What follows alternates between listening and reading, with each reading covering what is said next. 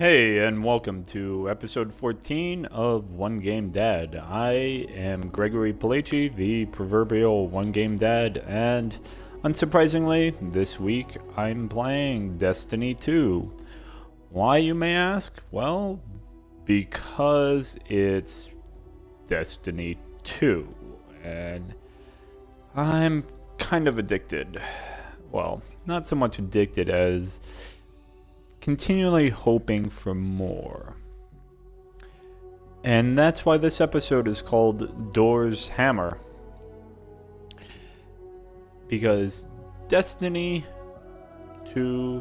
Destiny in general, has always had potential. Potential in terms of storytelling. Especially with the world and how much there is to discover. The very first time I went to the tower back in the original Destiny, I was amazed by it. It was someplace new, and there were all these doors, and behind each door was a level of potential that was never fully explored, never given. I mean, we were shown some of that during the campaign in Destiny 2, like, what's behind this big gate that Xur stands in front of sometime? Turns out, it's a ramen shop. Awesome, but I never actually get to enjoy that ramen shop. And that's what drives me nuts sometimes, is just the fact that there are all these doors in games, particularly open world games, they have this issue that I find really lackluster, in that they build out these worlds, they have these places that they're trying to make feel real. And granted, you can't fill every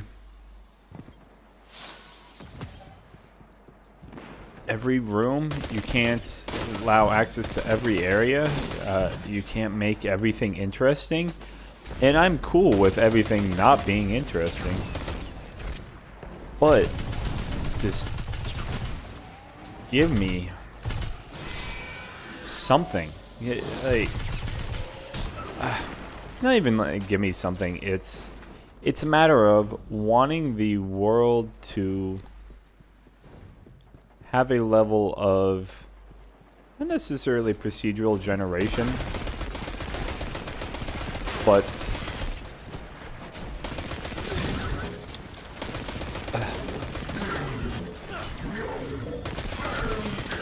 a bit of randomness, something to explore. I want things to open and shut. The lost sectors in Destiny 2 are the same way.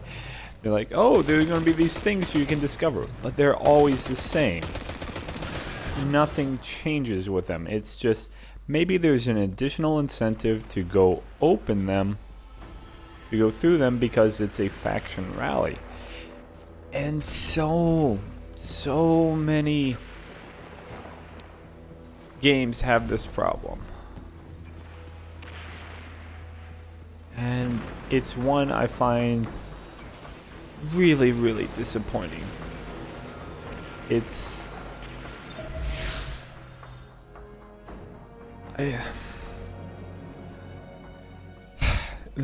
this world scoped out, and I understand that it takes a lot to have that level of procedural generation and to make it interesting. But I think the moment you're having these doors, you're presenting a hook, you're presenting a mystery that people want to find out, that they want to see and experience. It's not just this core gameplay loot of shoot, jump, punch, loot. We have received a message from our wise leader. He says, send the Guardian. The Vex are simulating a fallen extraction to gather data on tactical retreats. Disrupt their experiment at all costs. He was so urgent that he could not include a word for me, the most humble and well-read scholar of Osirian lore.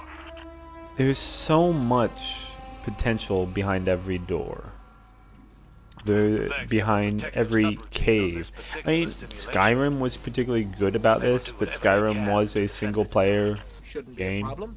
They try to anticipate and model every variable. But they cannot predict you.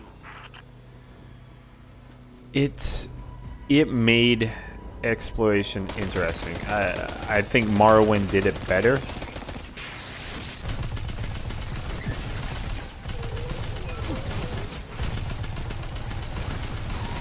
But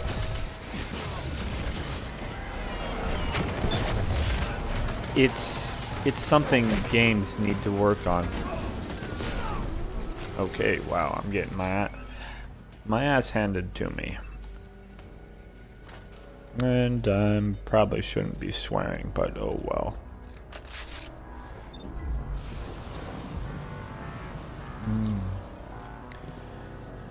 It's... yeah, there's opportunity behind every door. We say this with regards to our own lives.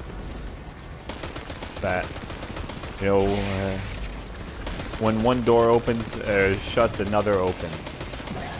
And games never take advantage of that sort of...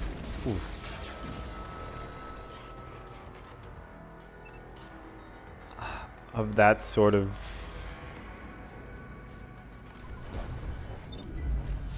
possibility space. And it's a shame. Because there is so much possibility within games like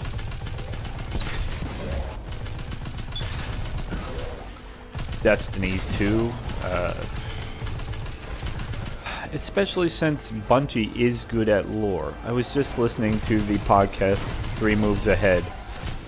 I forget which episode it is, but it's the one on Myth. I'm a couple episodes behind. But Bungie's original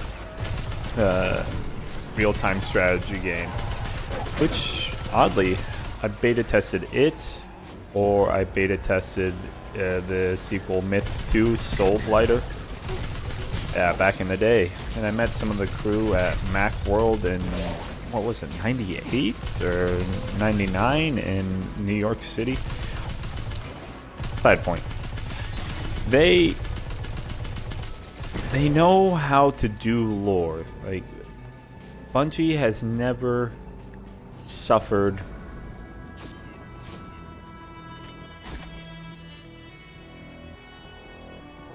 an inability to tell a good story. They do have that ability. They can create these amazing worlds. But it's not without work.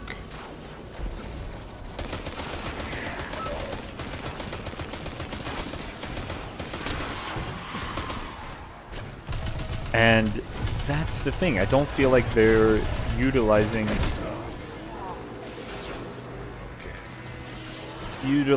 what they have as well as they could. And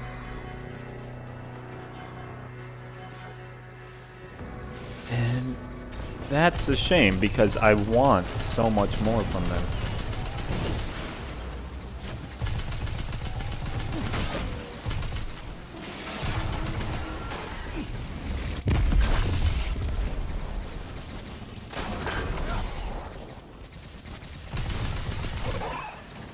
And it's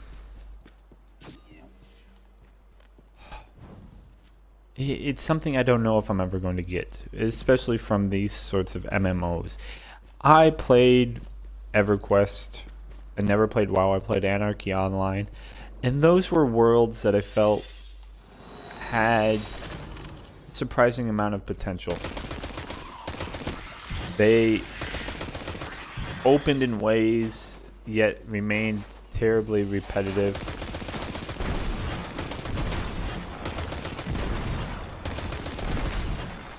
And yet there was always more. Maybe it was the slowness of the progression. that was what hindered, you know, one's ability to really explore, because you were in the same place time and time again.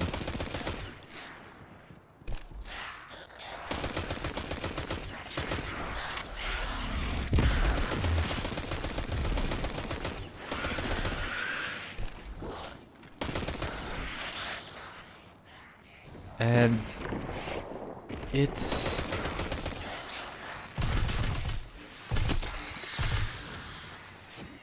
something I just find myself really wishing Bungie would bring back. I mean, okay, we have the Infinite Force, which has some randomness to it. Yeah, I get it. Like, procedural generation is going to be, let's take some puzzle pieces and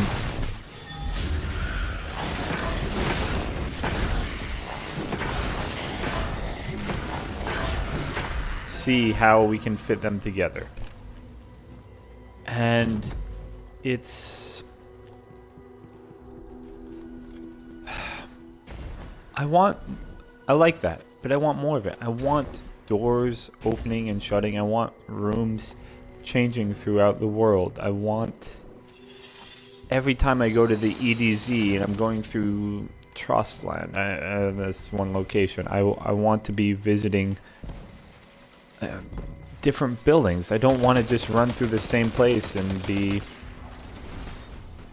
all, oh, I've seen it. I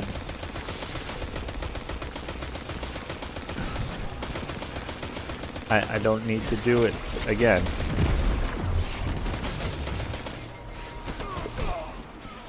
And yet, that's what it's doing. At the same time, the story that Destiny is trying to tell, this epic space opera, is anything but.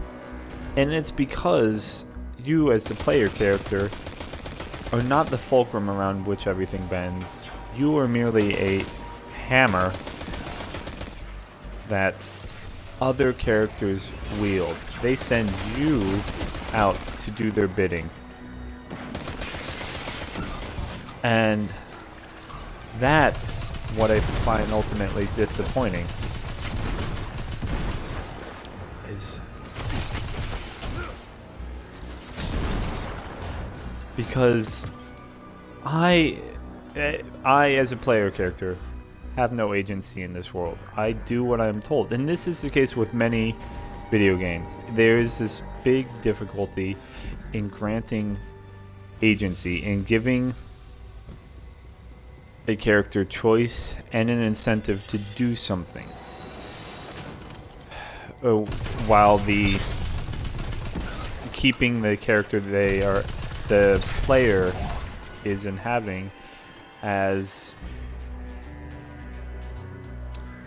how best to describe it, as an open book,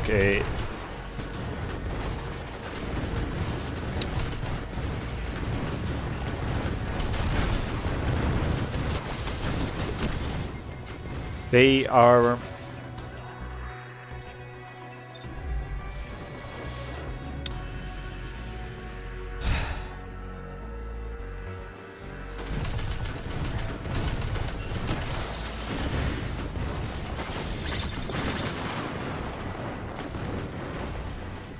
you are at best a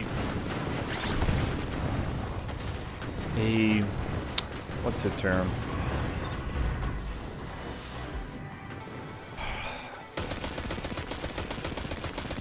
You're standing in for the player character, and so not knowing where the player character is coming from, what they want, you have to be super boring. Because you have to be all things to all people. And that's just...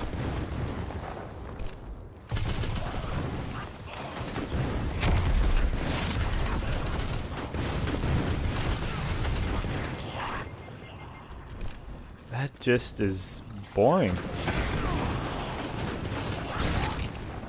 And it's... it's why role-playing games like The Witcher are so interesting, because there is a game where you are inhabiting a very specific character. You have some choice on how to play them, but you are always going to be them. You're not going to be the female version of them. You're not even necessarily going to be the evil version. You're going to be either the pragmatic or the, I don't know, slightly idealistic version. And it's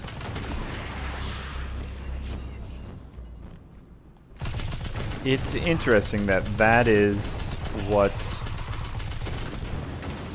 you know, what ends up turning out to be so successful. And even in games like Prey or Dishonored 2, Dishonored, all of the versions that are out now, or Wolfenstein, you are playing a very specific character. You get, again, some leeway. You get some choice in how you approach things, as you are, you know, more than a hammer. You are the fulcrum of the story. Sometimes you're told what to do, sometimes you choose what to do. Get in, eliminate the fallen, and get out. But in that case, you, as a character in the game, are very specific, and the player has to accept it, and does so willingly. This neutral, oh, I'm just going to be a representative of what the... Move with purpose. Strike with intent. Come on, he gets it. This is one of my guardians we're talking about.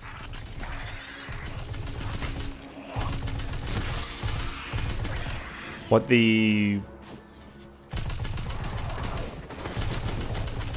player wants isn't the point. And that it's a really weird thing to say, because when you think about it, it's like, okay, if you're playing a game,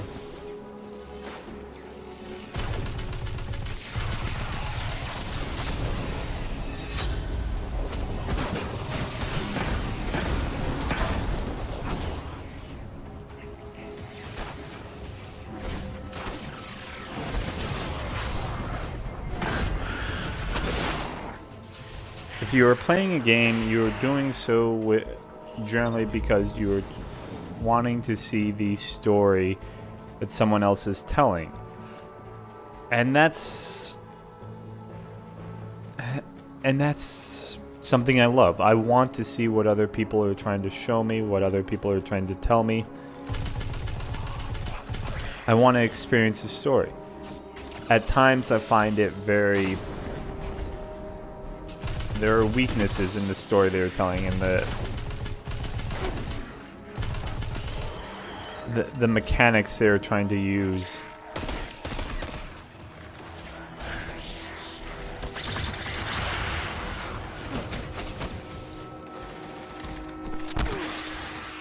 And it's...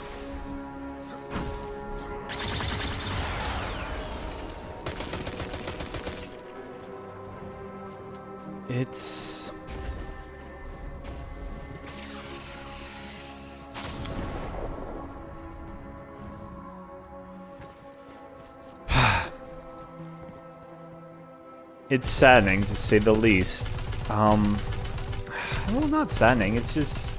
It's disappointing, because they haven't necessarily achieved what they wanted to. This particular simulation is constantly adapting. But also... If it helps, try not to look down.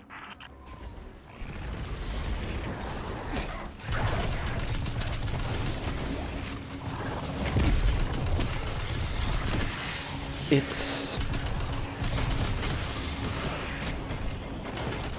Oh, got stuck on the environment. That sucks. The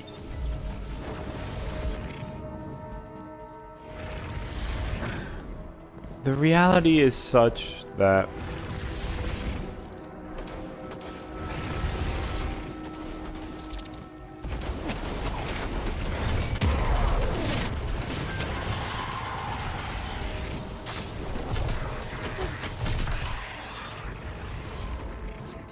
it's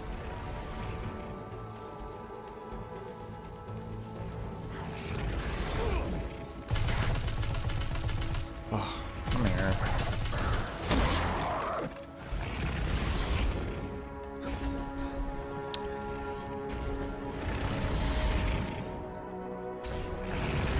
Storytelling is hard, but there are Vex have no sense of humor. Or friends.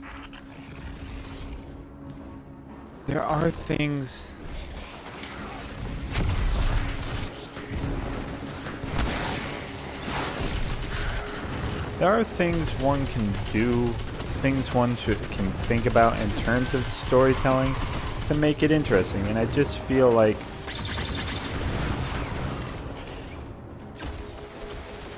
games have stopped trying those things.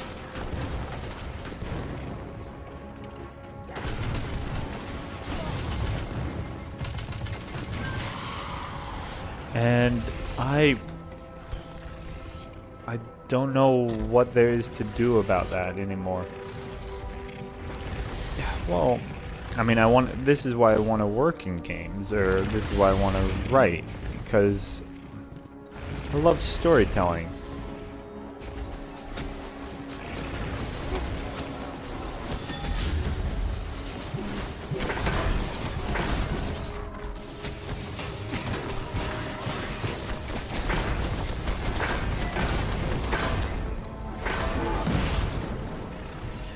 And it's combination of constants and variables in this simulation is fascinating. storytelling, I think, is important. It justifies why we do things, especially here in the world.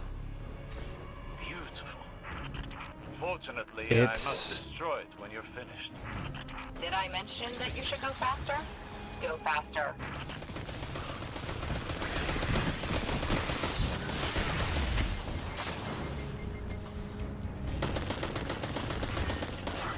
Okay, forget the timer.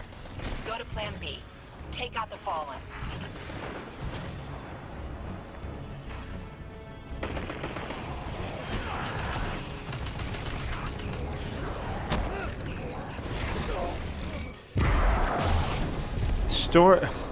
Story is how we justify the world.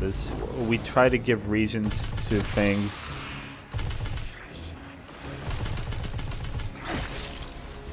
And we try to understand our world, and that's stories. You know, we learn, we teach through stories. I mean, my daughter is such that I'm going to have to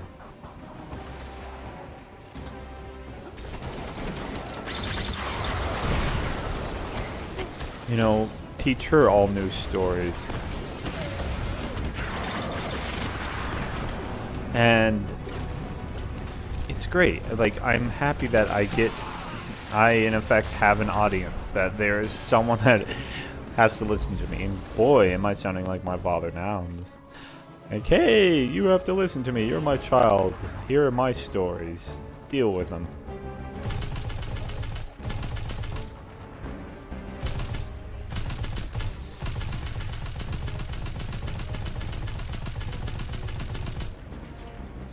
And it's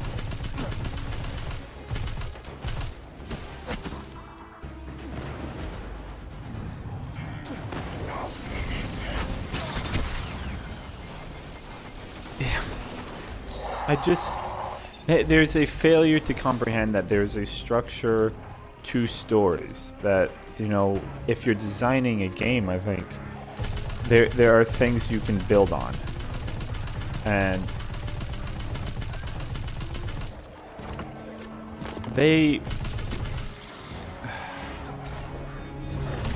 I know this is very presumptuous of me to say, oh, they don't know what they're doing. They do. Clearly they do, because they've built it awesome world. But at the same time, they're not enabling that. They're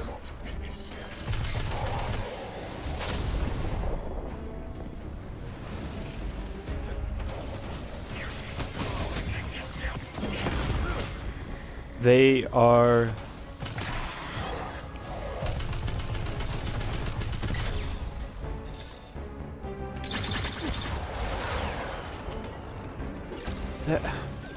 they're so focused on the loot grind that there is rarely this thought to, will that,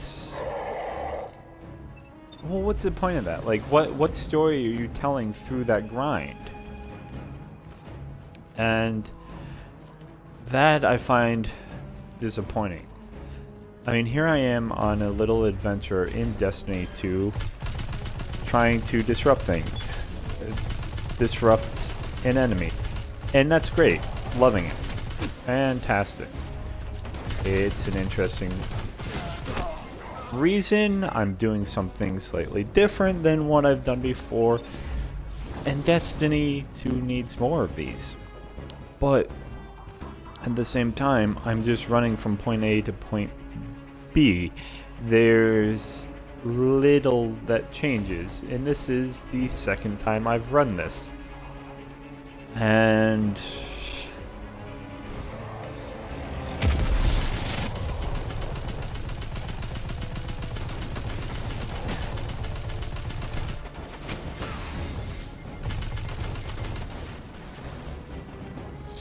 it's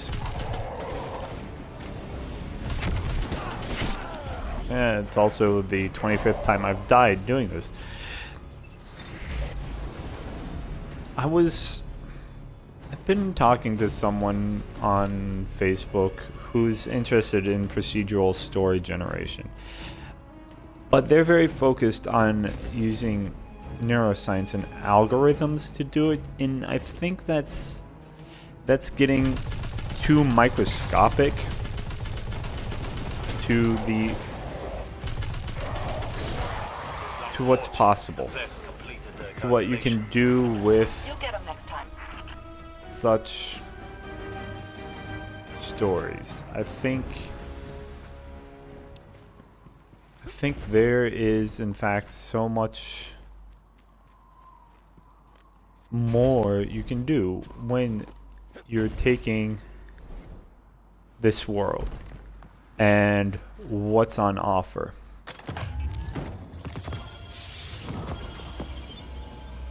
I think there is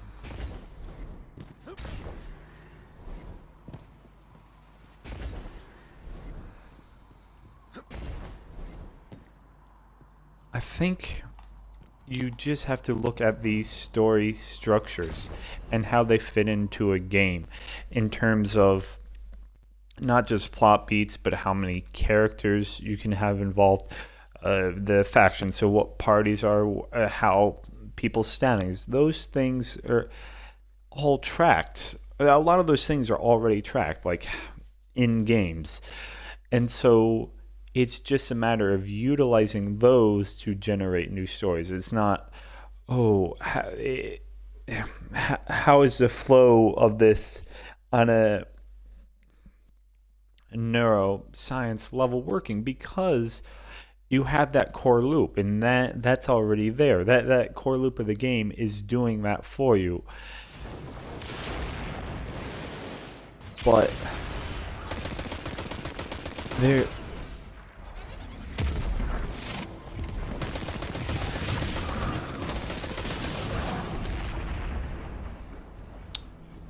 the game is not, you don't need that level because people are choosing what they do. And so it's the plot points. You're asking them the points at which people run through. That's what you're asking. That's what you need to be generating, like the justifications. You don't need the minute level by moment elements to be generated to such a degree that we've got sensors in people's brains, and they are determining whether or not someone is having fun. You have to have some trust in the creators, that they know what they're doing. And I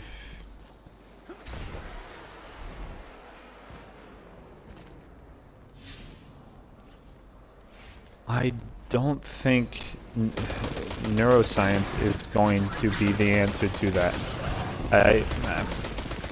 Again, I think you can go for a far simpler model. I don't think you need to be that microscopic. You can be a macro level and generate interesting, compelling stories that provide opportunities for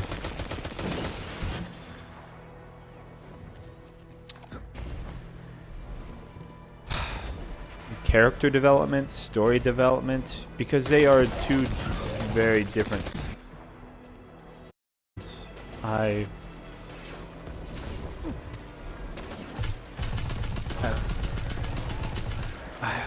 Sometimes I think people forget that people are wanting both, and that one is not at the loss of the other. But the type of things you're asking people to do, the type of story, the type of missions and events, adventures, all of that, everything of that, I don't know, ilk is going to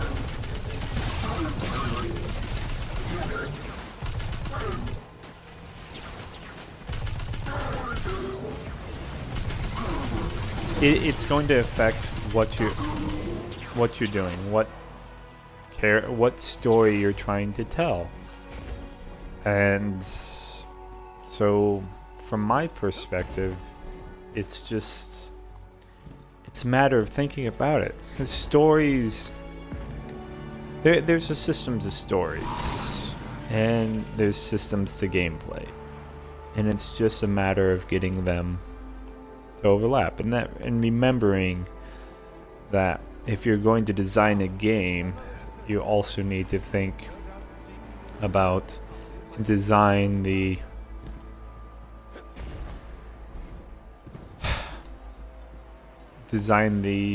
story that goes with it, to get the two to fit. Not so much because there's ludonarrative dissonance, but because you are creating a form of entertainment, and there's no reason that one area should be lacking at the betterment of another, because together they make something great. And, well, something I aim to work on in the future. Well, thanks for watching, thanks for listening. I've been Gregory Plachi, aka One Game Dad. You can find everything I do at onegamedad.com. This podcast is available on Twitch, YouTube, iTunes, Stitcher, iHeartRadio, you name it. And if you like what I'm doing, well, you can support me via Patreon. One Game Dad. Again, everything's at One Game Dad. Thanks for watching, thanks for listening, and I'll see you next week.